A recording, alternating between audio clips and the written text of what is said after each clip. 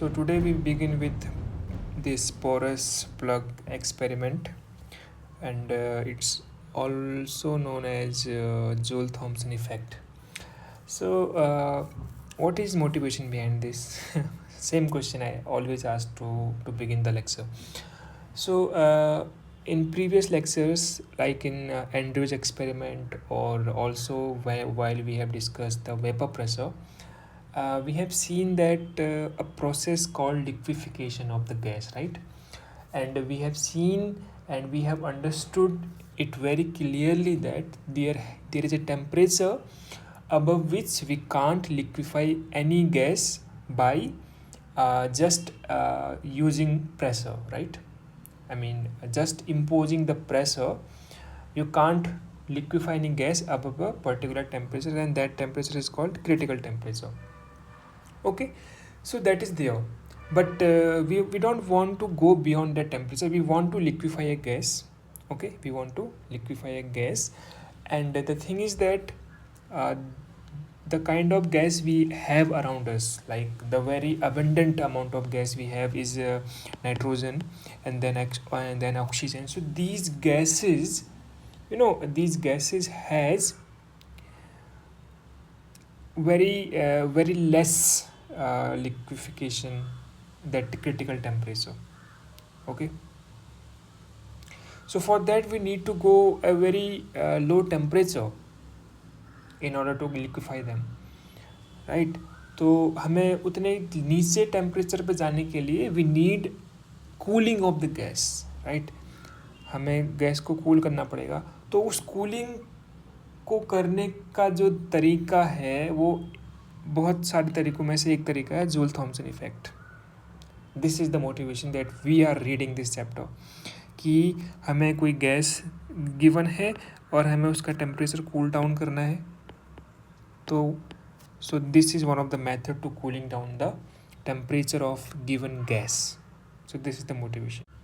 So अगर मैं numbers की बात करूँ तो नाइट्रोजन जो है वो तो उसका क्रिटिकल टेम्परेचर है TC is around -140 degree Celsius.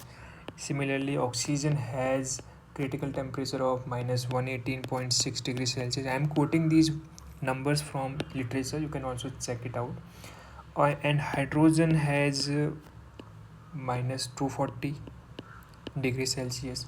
So इसका मतलब क्या है? अगर तुम्हें नाइट्रोजन को लिक्विफाई करना है, नाइट्रोजन का तुम्हें लिक्विड बनाना है, लिक्विड नाइट्रोजन बनाना है, तो you need to go temperature that is less than this temperature. यानी कि तुम्हें -146 तक जाना पड़ेगा या फिर -145 तक जाना पड़ेगा, यानी कि इससे कम जाना पड़ेगा. तभी तुम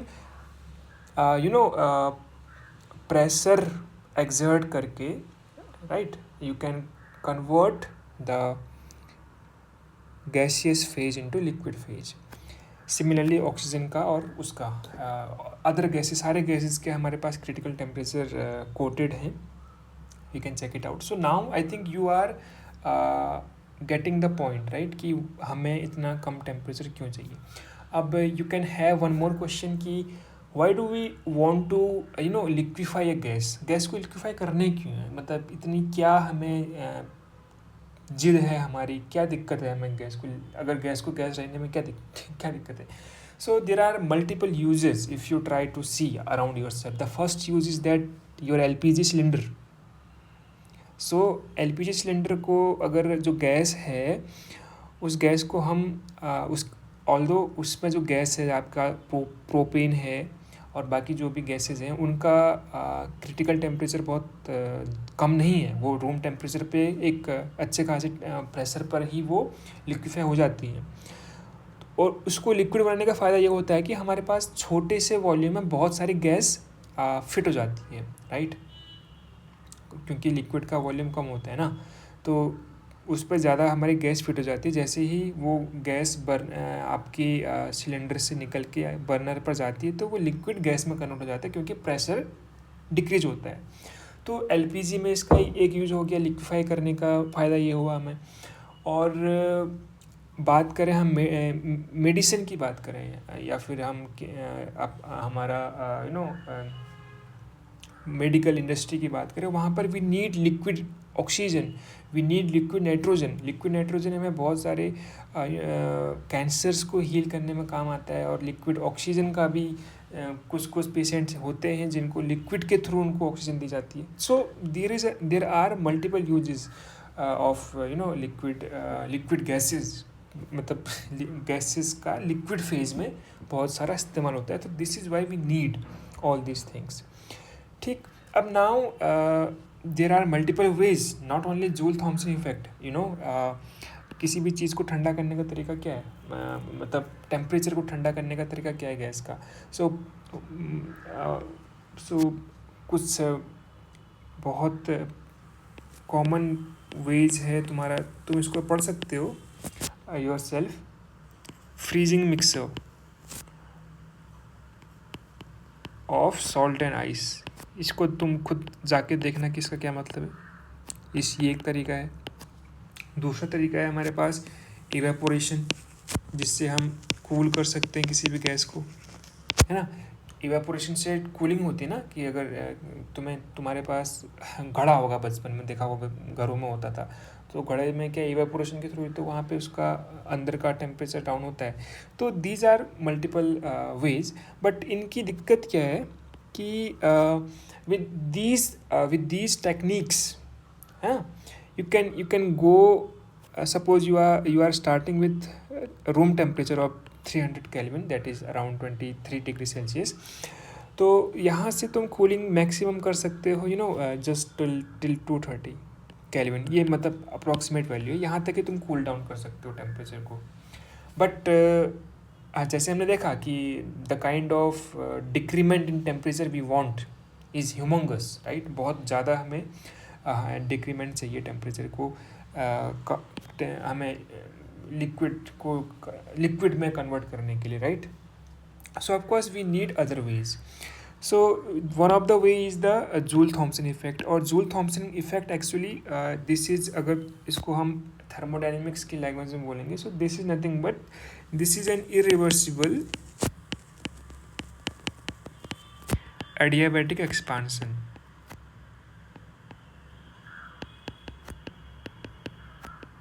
तो ये एक तरीका है, और इससे हम मोस्टली हम अराउंड 1 केल्विन के आसपास चले जाते हैं। 1 केल्विन का मतलब कितना हुआ, इसका मतलब हुआ अराउंड हमारा 274 माइनस का 274 केल्विन सेल्सियस, डिग्री सेल्सियस, हम इतना पहुंच सकते हैं इसके थ्रू। और इससे भी अगर तुम्हें कम चाहिए, लाइक तुम्हें मिली केल्विन तक चाहिए, राइट, तो उसके लिए भी हमारे पास मेथड्स हैं आजकल, आज की डेट में। For example we have, you don't need to remember these things, just once you should see all these things in a life, once in a life. Adiabatic demagnetisation, this is one of the method. इससे तुम you can go till micro kelvin. Micro kelvin का मतलब 10.-6 kelvin तक तुम जा सकते हैं, यानी कि 0.00000 यहाँ तक तुम जा सकते हो।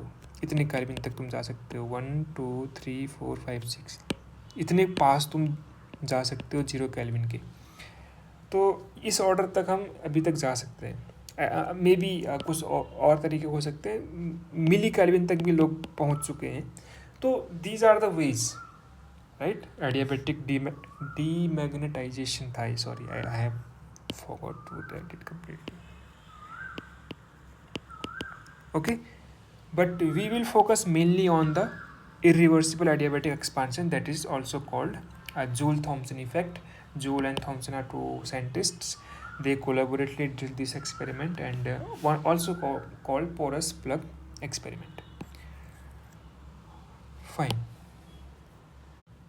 So let's start with porous plug experiment और Joule-Thomson experiment. So starting में ही मैं alert दे दे रहा हूँ कि not all gases at all temperature can be cooled down upon expansion of Joule-Thomson process. So इसका मतलब ये है कि Joule-Thomson experiment या Joule-Thomson effect का यूज़ करके ज़रूरी नहीं है कि तुम्हारी gas you know cool down ही होगी हमेशा। वो डिपेंड करेगा कि तुम किस टेम्परेचर पे पूरी की पूरी प्रोसेस कर रहे हो। जो गैस तुम्हारे हाथ में है एक्सपेरिमेंट करने के लिए, जो तुम्हारा सैम्पल गैस है, उस गैस का टेम्परेचर क्या है, it depends on that temperature, right. और every gas has an inversion temperature. We will see in the future lecture कि what do you mean by inversion temperature of gas.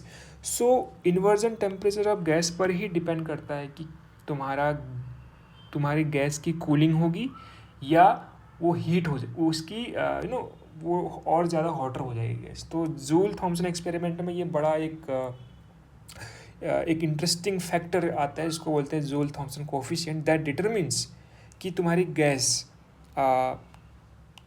इस joule Thompson effect के through उसका temperature down होगा या वो cool down होगी या फिर वो आपकी और ज़्यादा हीटेड हो जाएगी। So for example hydrogen, helium और नियॉन, ये 3 गैसेज ऐसी हैं कि इनका अगर तुम जूल थॉम्सन प्रोसेस के थ्रू इनको गुजारोगे ना, तो ये रूम टेम्परेचर पे, उनका जो टेम्परेचर है वो रूम टेम्परेचर पे वो गैस है, तो वो हीट अप हो जाती है rather than cooling it down. It's amazing thing. लेकिन अगर इन्हीं गैसेस को तुम थोड़ा और नीचे टेम्परेचर पे ले जाओगे, और वो टेम्परेचर कितना हमें नीचे चले जाना पड़ेगा वो इन्वर्जन टेम्परेचर पे डिपेंड करेगा, तब ये इनका कूल डाउन हो जाएगा। Okay, so this is the interesting fact about Joule Thomson effect. Okay, so let's see what exactly this is and how does it work. So first of all, let me tell you what do you mean by porous and plug. ये porous और plug क्या है, ये नाम अजीब अजीब सा लग रहा है।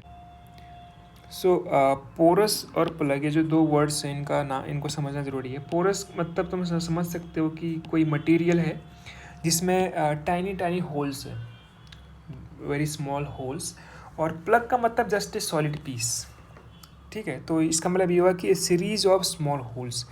मान लो तुम्हारे पास एक छोटा सा बार है, मटेरियल का बार है, इस पर मटेरियल ऐसा है कि इसमें छोटे छोटे होल्स हैं that you can't see by your naked eyes, ठीक है। इस तरीके का एक मटेरियल टाइप है। एक स्लैब तुम मान सकते हो, किसी मटेरियल का स्लैब मान सकते हो। मोस्टली ये कॉटन का हो सकता है या किसी ऐसे मटेरियल का हो सकता है जिसपे छोटे छोटे होल्स हो, जिसके थ्रू तुम्हारे गैस के पार्टिकल्स उसको पार कर सकते हैं, ठीक है। So this is the meaning of porous and plug. You can also check their names or their meaning in the internet also if you want to more clarity, but I have told you that. And the importance of porous plug या porous wall भी बोलते हैं इसको, porous plug is to permit mass to flow from one chamber to another chamber while controlling the pressure. इसका मतलब ये है कि मान लो एक चैम्बर था यहाँ पर तुम्हारा, ठीक है, इसको हमने इसके बीच में ऐसे कंपार्टमेंट में इसको डिवाइड कर दिया, पहले में और दूसरे में। अगर इसके बीच में हमने मान लो ये पोरस प्लग लगा दिया, तो इसका मतलब ये होगा कि इसमें जो भी पार्टिकल्स होंगे गैस या लिक्विड के, वो इससे पास होकर यहाँ से यहाँ जा सकते हैं और यहाँ से यहाँ जा सकते हैं, डिपेंडिंग ऑन प्रेशर, कि किसका प्रेशर ज़्यादा है। तो ये इसका पर्पज़ है कि it permits to flow the mass from one chamber to another chamber while controlling the pressure, ठीक है। प्रेशर के डिपेंडेंट ये चीज़ तुम्हारी प्रेशर पर डिपेंडेंट करेगी कि तुम्हारी चीज़ किस डायरेक्शन में फ्लो होगी। Okay, so this is the basic terminologies in the porous plug experiment. So now let's come to the experimental setup, कि ये एक्सपेरिमेंट कैसे किया लोगों ने मतलब जूल एंड थॉम्सन ने। So imagine cylinder thermally insulated होना चाहिए, इसीलिए पूरा का पूरा जो प्रोसेस है वो एडियाबैटिक है। This is why this walls of the cylinder, ये सिलेंडर है बाहर मैंने सिलेंडर का एक जस्ट पोर्शन ले रखा है, एक क्रॉस सेक्शन ले रखा है, तो ये ऐसे सिलेंडर होगा पूरा। तो इस सिलेंडर की जो वॉल्स हैं वो पूरी इंसुलेटेड हैं और it is equipped with 2 adiabatic piston. ये जो ब्लू कलर की जो पिस्टन हैं, ऐसे 2 पिस्टन हमने लगा रखी हैं। on opposite side of a porous wall. So this is my porous wall with the red color. Porous wall और porous plug भी बोल सकते हो उसको, to be so you don't have to be confused here. You can call it porous plug also.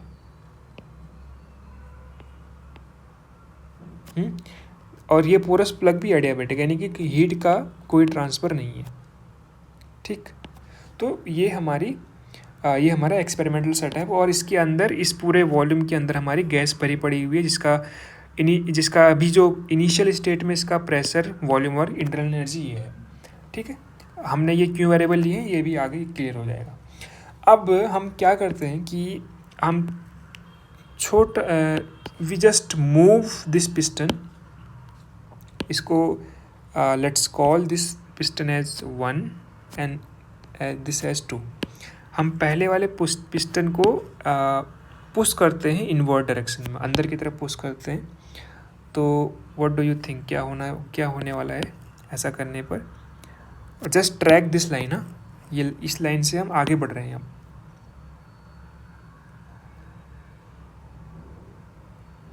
so we are just pushing this piston inward like this.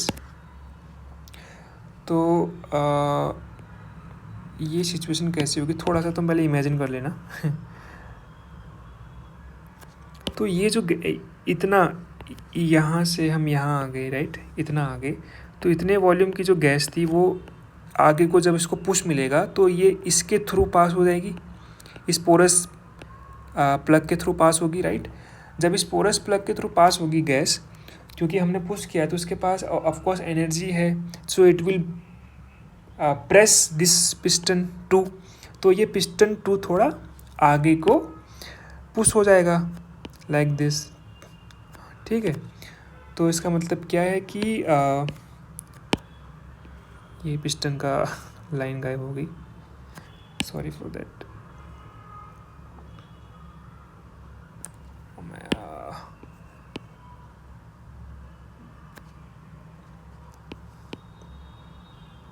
ऐसे, ठीक है।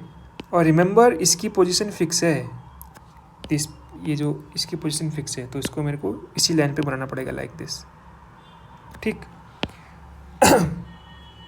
तो क्या हो रहा है कि जैसे ही हमने पिस्टन 1 को पुश किया, सो ऑफ कोर्स कुछ गैस के particles, let me remove this, so हमारी गैस यहाँ पे एंटर कर जाएगी अब, ठीक है। जो यहाँ तो थी, लेकिन जो इतना और इतना के बीच में ये जो गैस थी इतनी, ये यहाँ एंटर कर गई, राइट। तो ये हमारी बीच की कोई इंटरमीडिएट स्टेट थी। So this is our intermediate state, ठीक। Now we just do again push it inward like this, slowly. This process is going to be quasi-static. तो so that ये जो प्रेशर है यहाँ का PI रहे हमेशा, ठीक। इसका प्रेशर चेंज नहीं होगा पूरे प्रोसेस के दौरान, ध्यान रखना। सो मैं इसको लिख भी देता हूँ, ताकि क्योंकि वो आगे यूज़ होगा। हम ऐसा क्यों कर रहे हैं? We push the piston 1 quasi-statically such that PI remains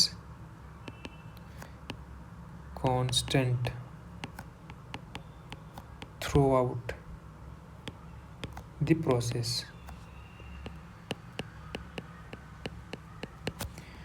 ये बीच के किसी सिचुएशन की बात हो रही है, तो हम इसको we will keep on pushing it,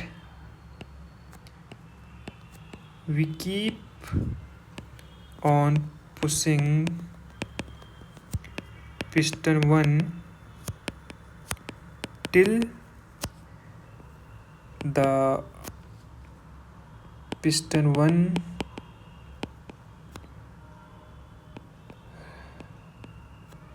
reaches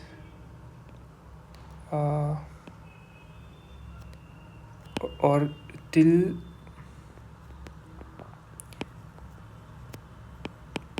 the gas departs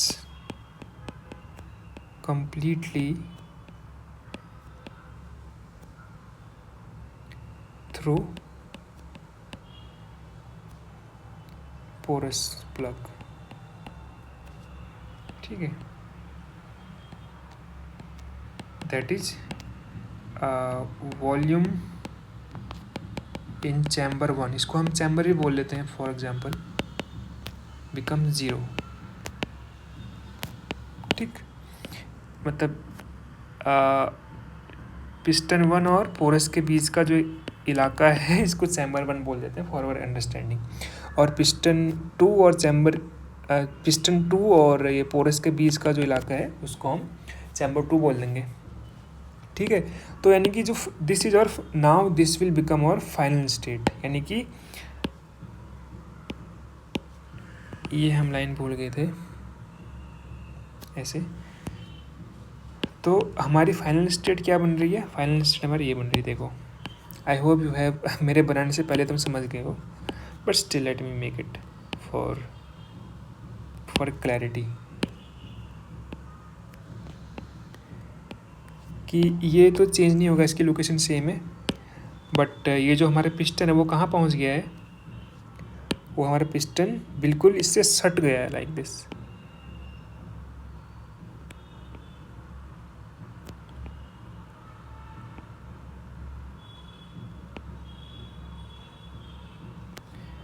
okay,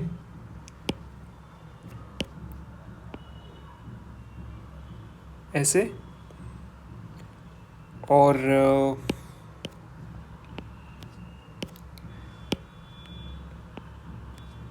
ये जो दूसरा पिस्टन था तुम्हारा वो ऑफकोर्स आगे मूव कर गया होगा. क्या ये हमें बड़ा बनाना पड़ेगा? ऐसे सिलेंडर छोटा पड़ रहा है, but I think it is fine.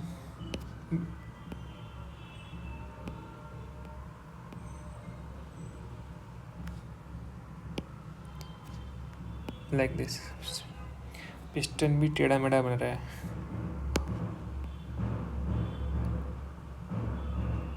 Okay, सो ऐसा पूरी की पूरी गैस अभी कहाँ पहुँच गई है? हमारी सेकंड चैम्बर में पहुँच गई है, लाइक दिस. ठीक है, so this is our final state.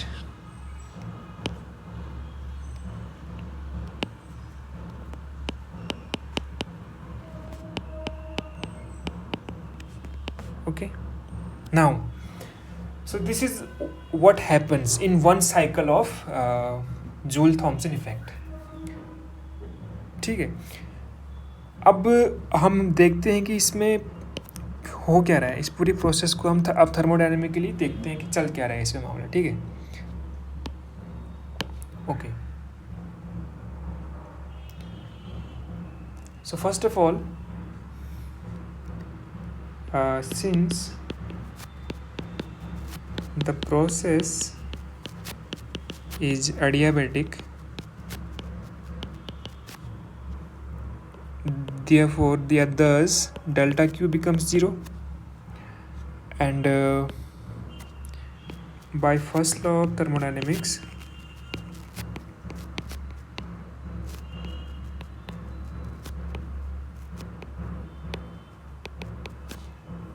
we can say delta Q equal to delta U plus delta W, and it implies that delta U is equal to minus delta W, right? Because delta Q equal to 0.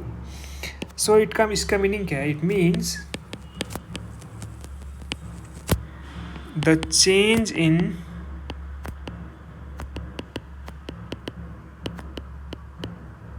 internal energy of gas is equal to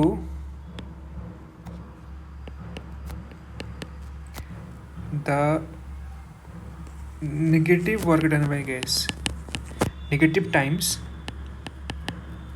और negative times बोलना awkward लग रहा है but still minus times whatever, okay, negative times मतलब minus of work done by gas, minus of the work done by the gas. ध्यान रखना ये important है, ये टर्मिनोलॉजी बहुत इंपॉर्टेंट है कि किसके द्वारा काम किया जा रहा है, work done by the gas. तो हमें वर्क डन बाय गैस निकालना है, ध्यान रखना वर्क डन बाय गैस निकालना है, नॉट ऑन द गैस निकालना है, राइट। सो इफ़ यू सी हम इसको ऐसे कर सकते हैं कि we can divide this work done in two parts. Work done by gas equal to negative of work done on the gas in chamber 1, right? इतना, क्योंकि जितना वर्क डन बाय गैस होगा उसका नेगेटिव हमें लेना पड़ेगा ताकि हमें work done on the gas मिल पाए, राइट। क्योंकि वर्क डन बाई गैस और work done on the gas एक दूसरे के ऑपोजिट होते हैं। Plus work done by the gas in chamber 2 to push the piston 2।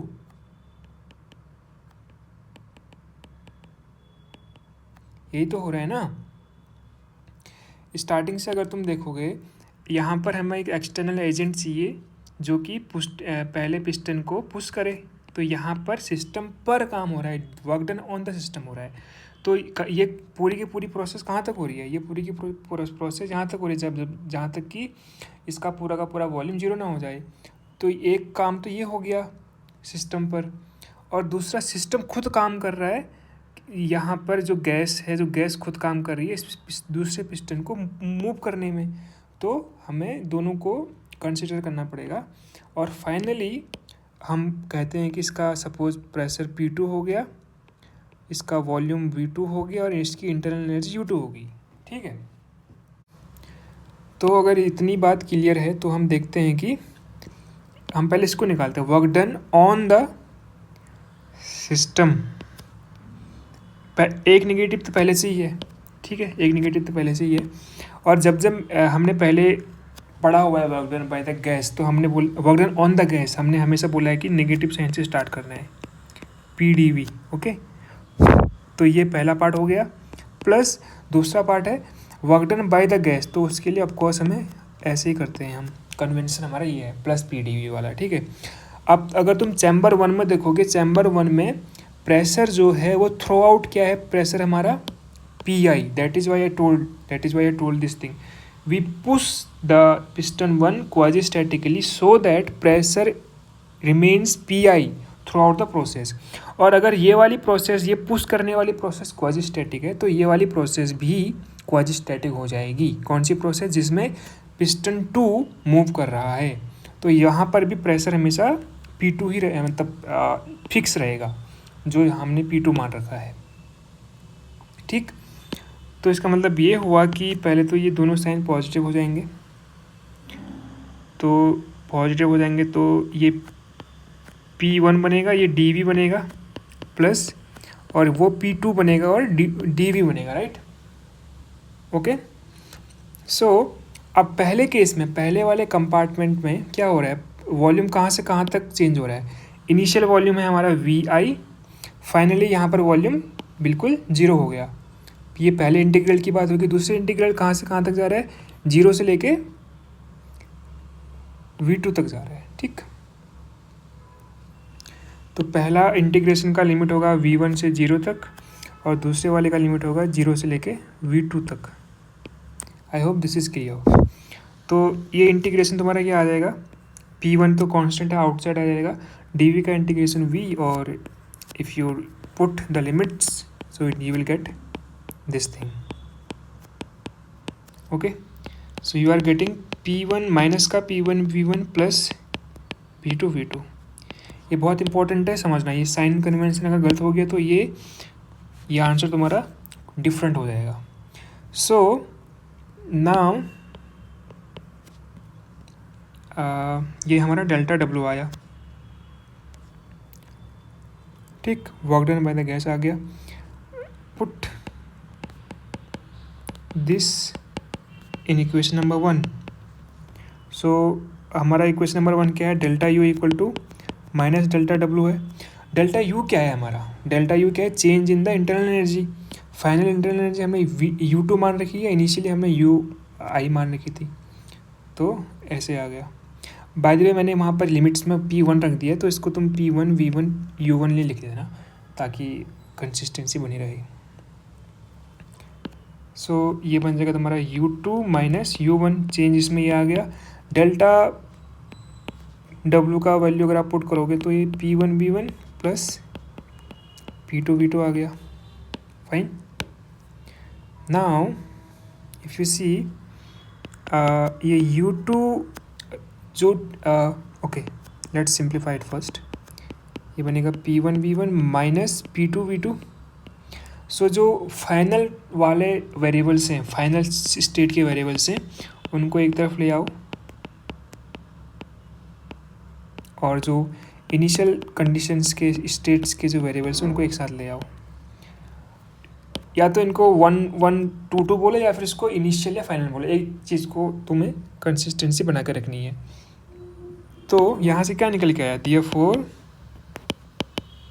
This U plus PV for initial state, जो कि ये वाली है बात, RHS की बात हम कर रहे हैं, is equal to U plus PV for final state.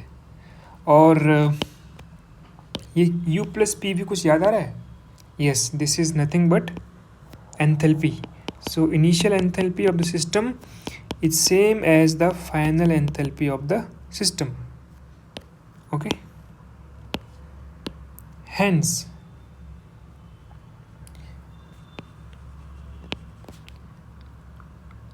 Joule Thomson SJT effect is isenthalpic अजीब नाम है, प्रोसेस, ठीक है, जहाँ पर तुम्हारी एंथैल्पी कांस्टेंट रहती है, ठीक है। इम्पोर्टेंट टू नोट, देखा थर्मोडायनेमिक पोटेंशियल जो हमने पहले पढ़े हुए थे उनका इस्तेमाल हो रहा है। If you see when we were dealing about the phase transition, we see that we saw there rather कि हमारा जो गिब्स फ्री एनर्जी है that was constant there, और यहाँ पर हमारा ये आइसेंथैल्पिक ये वाला थर्मोडायनेमिक पोटेंशियल कांस्टेंट है। So this is how they becomes important. Okay, so now यहाँ तक पहले तुम कॉन्सेप्ट्स को ग्रैस्प कर लो, इसके बाद हम आगे यहीं से ही हमारी आगे की कैलकुलेशन स्टार्ट होगी कि ये जो पूरा कॉन्सेप्ट है कि एंथैल्पी कांस्टेंट है, यही हमें ये चीज़ डिटरमिन करने में हेल्प करेगा कि कैसे टेम्परेचर में इंक्रीमेंट या डिक्रीमेंट होता है with when the system undergoes a Joule-Thomson effect. Okay, all right, so we will see in the next lecture from here onwards.